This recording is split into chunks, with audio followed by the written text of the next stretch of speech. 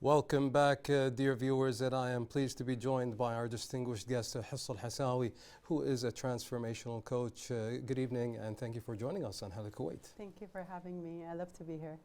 Now, first and foremost, Ms. Hussa, what inspired you to become a transformational coach?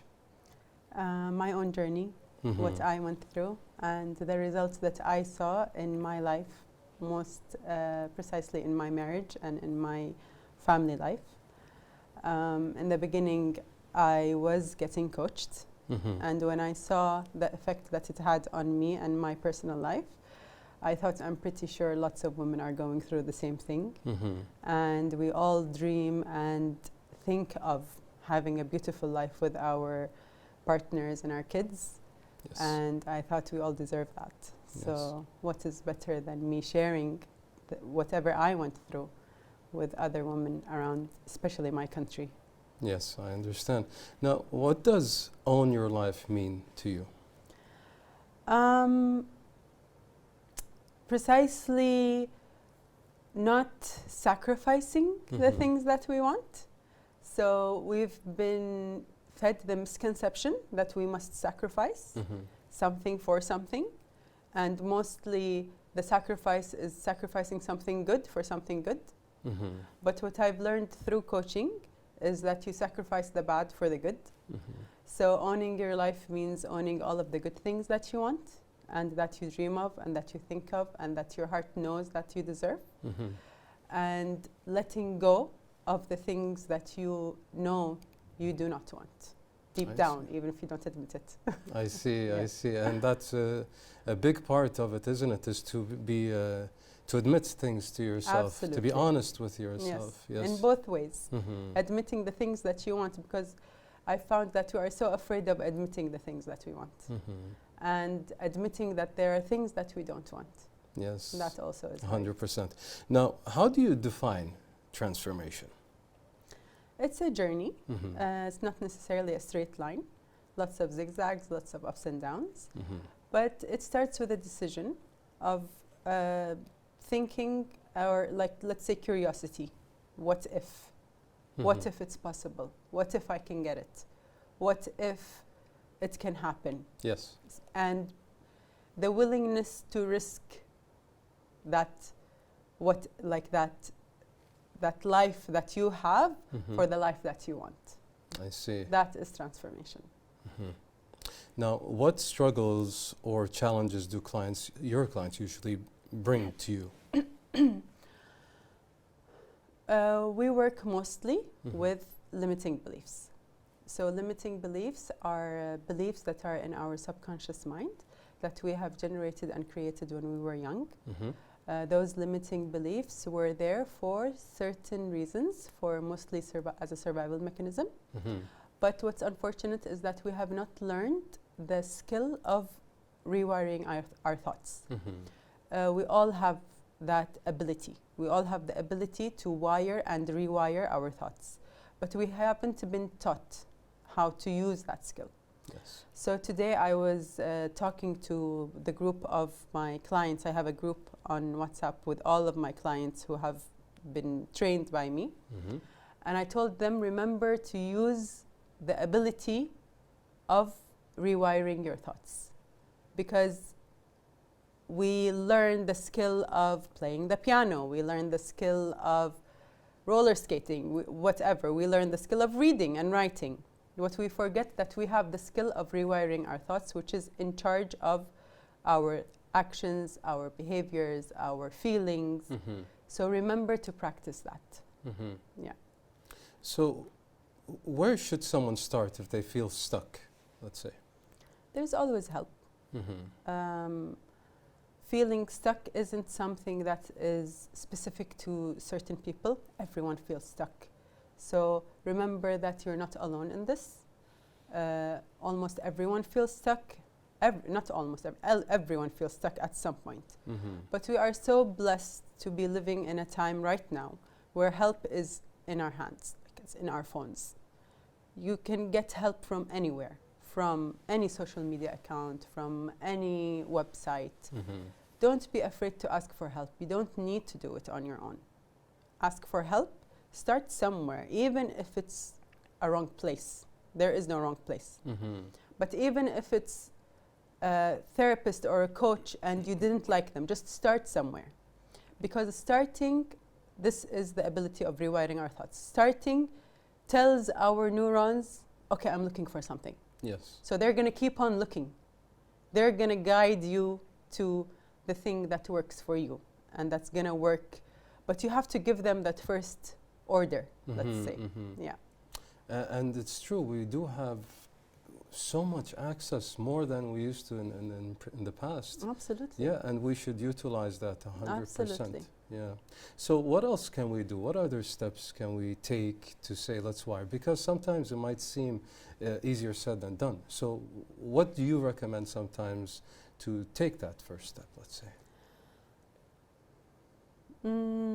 Maybe talking to someone who you know believes in you. I think all of us deep down know the people who believe in us and know the people who don't. And I'm not necessarily saying those are good guys and those are bad guys. But when you go and talk to someone, deep down you know what the answer is. Yeah. Like as my sister says, you only called me because you wanted to hear this answer. Like you knew the answer you wanted to hear. So talk to the people who you know are going to push you. And then again, that's going to be another order to your neurons. And that's going to help your neurons to think. You know, just like the algorithm on social media, when you start looking for something and then suddenly everything pops up. Yes. It's the same algorithm. Our neurons use the same algorithm. I see. When you look for something, things are going to pop up. So just allow yourself to look for something. Maybe look for options that you like. So people who are living something that you want to live, doing something that you want to do. Also ordering your neurons, this is what I want. Taking inspiration from that. Yes, this is what I'm looking for. This is what it looks like. Making it familiar.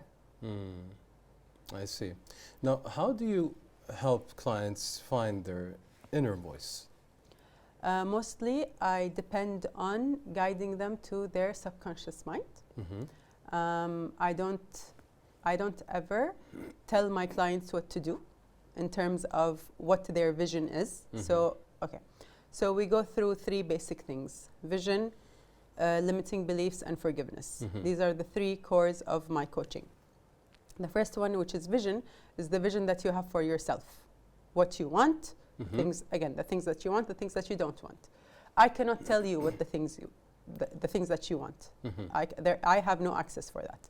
Only you have access for that. So what I can do is help you go through a mental exercise to relax your sympathetic nervous system, bring up your parasympathetic nervous system so that you can really say what you want, not what you want out of survival.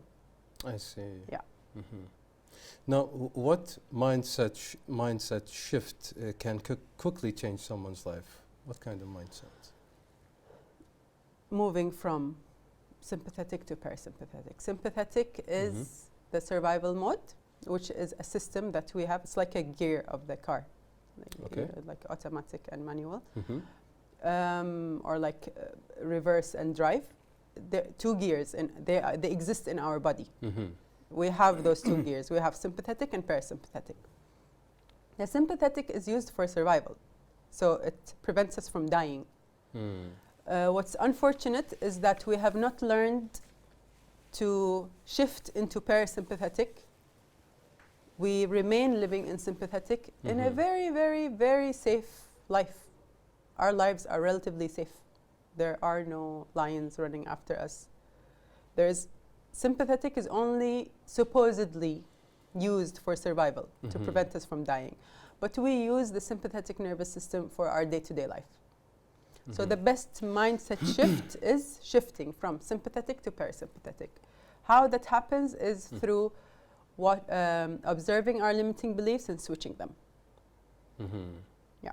I see. So is change more about mindset or action? Both. Both have to happen. But action without mindset is so much harder. Is it? Yeah. So if you want to do action without changing the mindset, you're going to be doing 10 steps instead of one. It's much harder. Much harder. So you're going to be fighting the wave, going against the wave. Yeah. But mindset and action, when they are aligned, that's when instead of doing 10 steps, you're doing one. And you're getting better results. Efficient. So much more efficient. Time saving, money saving, everything saving. Well, Ms. Hussa, we would like to take a break here. We'd like to pause here as we do have a report to show our viewers, and we'll be right back. Now, dear viewers, as usual, everybody behind the scenes have been working diligently to bring you the best content. And with that, they have prepared this report about self-improvement. Let's watch it together, and we'll be right back. Stay tuned.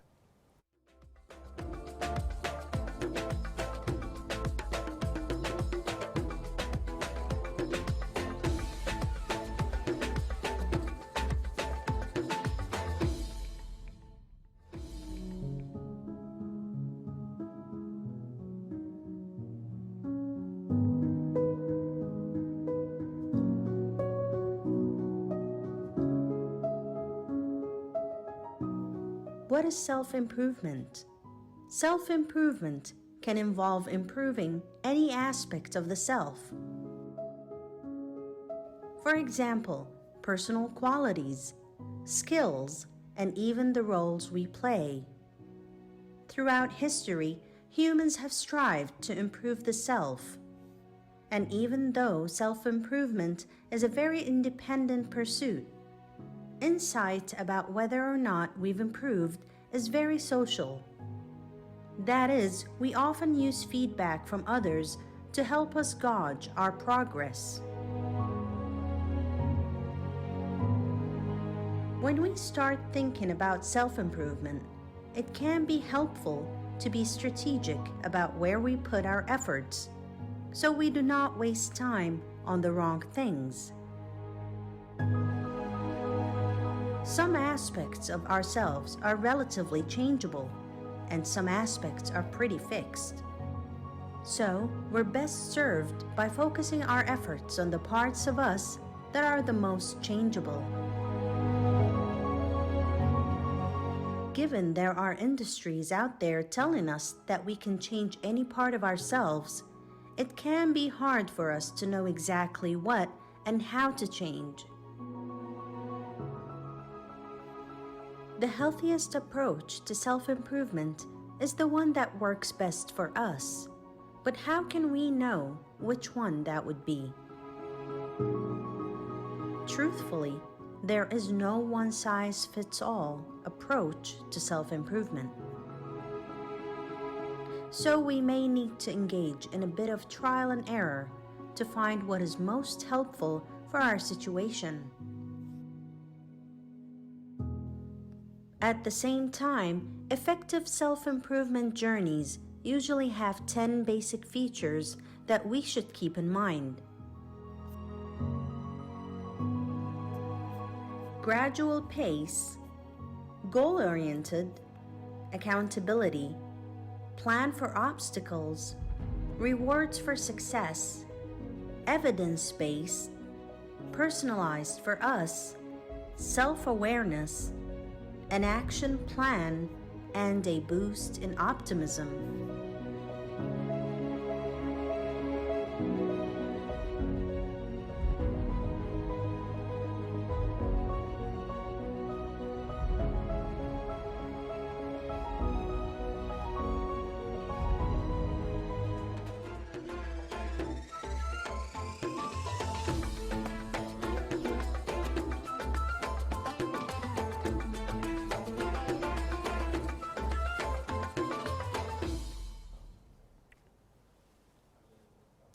Welcome back, dear viewers, and I'm pleased once again to be joined by our special guest, Hussa Al Hassawi, who is a transformational coach. And now, Ms. Hussa, would like to move on. How important is self-awareness in transformation?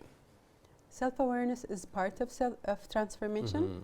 You go through transformation by having self-awareness. And it's a continuous cycle of one feeding the other. The more self-awareness you have, the more transformation you have. The more transformation you get, the more self-awareness you have. It's So interchangeable. one feeds the other. I And one is see. necessary for the other. Mhm. To have self-awareness, you have to go through transformation. To have transformation, you have to have self-awareness. So they don't really, like, they interlock. They go hand in hand, I see. Now, how do you stay balanced while trying to guide others, Ms. Hussa? How do I stay balanced? Yes. Personally? Yeah. Okay. I practice what I preach, basically. Mhm. I go through my own, like, I go through my own coaching. I have coaching for myself. I have Mhm. coaches. Mm. The institute that, Brave Thinking Institute, is the institute that I got certified with. Mm. I get coached by them. I have other coaches. I constantly work on myself because I cannot coach my clients if I'm not at a continuous elevated state. Mhm. And also, I have to keep on reminding myself of their journey and what they're going through. Mhm. So it's my personal love. I love being coached. I love it. And I love understanding myself. Mhm. And I love understanding what God created in me. So that keeps me Going, yeah. Mm. balanced, as we say. Mhm. Yeah. And what's the biggest lesson you've learned about people? That we're all the same. We all have Somehow we're all. we're all the same. Mhm. We all have the same pains. We Mhm. all have the same dreams. Mhm. Like, there is nothing you can go through that I cannot understand if I really go down to the deep core of it. We're all the same. Everything is the same. Mhm. And it's a practice of compassion and understanding and awareness. And this is where the beauty comes in enjoying life. Like, this is Mhm. the real self-awareness. So Mhm. I know in coaching we show the transformation and I fixed this and I did this Mhm. and all those things, but really it's the core that's changing, which is what we're working on, and this is the real beauty, Mm. not the things that you get. I mean, I shouldn't be saying this, but Well, it's not the things that you get. Yeah. It's who you become, Mm. which is the most beautiful, like the priceless thing that you get from understanding yourself and being self-aware. It really is priceless, isn't it? It's priceless. And isn't that the most important part of empathy, is when you can see a little reflection of yourself in somebody in front Oh, of you. Absolutely. Yeah, and that is the most rewarding, to be able to understand that and cater to that as you so professionally do. Absolutely. Mhm. It's Mhm. so rewarding. It's Mhm. so fulfilling emotionally. Mhm. And it honestly feels like, okay, I'm doing my job in this earth. When I see a client like feeling good, there is nothing tangible that I can give to that, Mhm. I can easily say, oh, her business doubled, Mm. or whatever goal she achieved. But feeling good is the real thing that I am working for, Mm. because when my client feels good and feels aligned and understands herself, literally everyone in her life is going to get affected by it. Mhm. Everyone in her life, Yeah. including her, first and foremost, her kids Yeah. and her husband. That's like, what do they call it? First, in like insurance, or first level, Yeah. Those are the first people who are going to get affected, Uh-huh. and her parents and her siblings and then her friends and her cousins. So can you imagine the ripple effect Exactly. by just feeling aligned? Mm. That is amazing, and it's something money can't buy, Oh, of course. Yeah. Absolutely. Yeah. Now, Ms. Hussa, can you tell us more about your courses and what you offer? Okay. I have 3 main things that I offer. Mhm. The first one is the beginners program, which is basically 4 sessions Mhm. for anyone who wants to learn more about what I do. So it's 4 sessions with me. I do all of my coaching on Zoom. It's an introduction course. And then we go to the advanced course, which is a 3-month program, Mhm. which includes an online program, recorded online program, coaching sessions, 12 coaching sessions with me. And that's like an extensive full-on transformation, 3-month transformation program. I see. And I have the lab. I host a lab, which is a workshop. It's not online, it's people attend. I'm hosting one on December 6th. Okay. That's going to be my second lab. And it's an extensive full day, like a 10-hour, almost 8 to 10 hour training, live training, where we deep dive into the subconscious mind. And I take my clients who attend the lab into very, very, very deep practices to enter their subconscious mind, rewire their subconscious beliefs, and make sure that they have a very, very clear vision statement. Now, has a client story ever deeply moved you, Ms. Hussa? Lots of client stories have deeply moved me. I want to remember one. I have a client who shut down a 5-year business because she realized that this is not her passion. I have a client who wanted to separate from her husband and decided and basically fixed her marriage within the 3-month training, the advanced training. Mostly my clients go through very deep. I have a client who did not feel comfortable and was very afraid of public speaking. And now she gives courses and workshops and Amazing. seminars. It's remarkable. Yeah. I mean, it's life-changing, and I love seeing it. Like, I see where they come and how they leave, and it's like, wow, just this very small decision could have taken your life a whole different route. I can only imagine. Now, what advice do you give women who feel lost? Lost is an idea. Change it into, just change the word. Change the word of lost to, I have unlimited options to choose from. I teach my clients how to practice and the importance of practicing your freedom of will. Freedom of will is something we all have. No one can force you to do anything, as much as we like to say that we were forced, but in reality, no one can force us to do anything. Yes. So, practicing our freedom of will by changing words, instead of saying I am lost, just say, okay, so I have unlimited options. What option do I want to choose? So words are powerful. Absolutely. Do I want to remain, or do I want something else? Yeah. Simply, just changing those words. And I'll just share a small little practice to everyone who's listening. Please. Whatever it is, before you go to bed, which is the best time to work with your neurons. Whatever it is, let's take the client who feels lost. Yes. The person who feels lost. Just before bed, think to yourself, okay, what option do I want? And then sleep. Simply, just ask a question and sleep. Okay. Your neurons are going to work all night to give you options.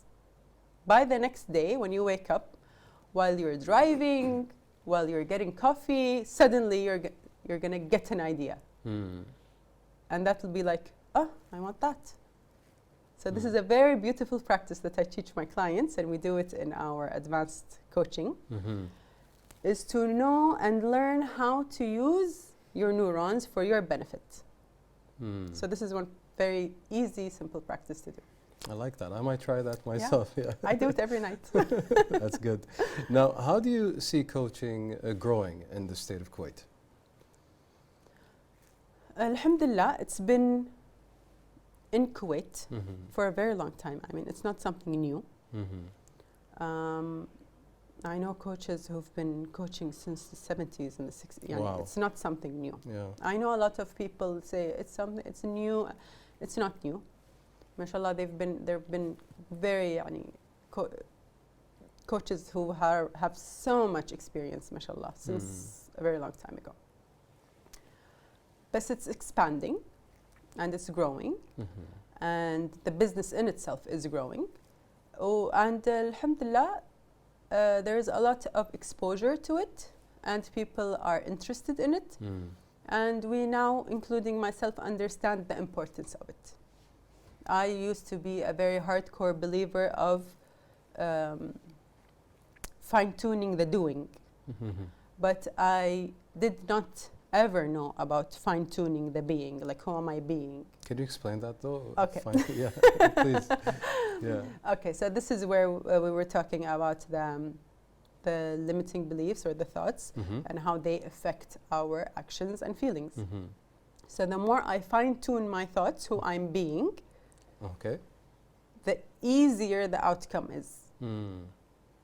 So if I want to grow my business, I can work as hard as I want, but if I have a belief that money is gonna ruin my morals, let's say, for example, right? Like this is a common belief. Of course. Like money, we have the Arabic phrase that the money is فلوس وسخ دنيا. It's like the root of all evil. All evil, yeah, the root of all evil. Like if I have that belief, then no matter what I do, my subconscious thoughts are going to guide me to not having money because they control 95% of my thoughts. So let's think of it this way. I have one thought. I want to grow my business. I have 19 thoughts speaking back to that one thought, telling it, no, money is not safe, money is dangerous. Negatively, basically. Negatively. So just simply imagine it as one person talking and then 19 people talking. Yeah, that's limiting. Who's going to win? The 19 people, exactly, obviously. Yeah. So this is where the being is. When we fine-tune those thoughts, now imagine one person saying, I want to grow my business, and then 19 people saying, oh, it's fun. Oh, we like that. Oh, so you will grow easier. I used to believe before in fine-tuning what I'm doing. Let me fix my marketing. Let me fix my social media account. Let me fix, Yeah, I see. the doing. Yeah.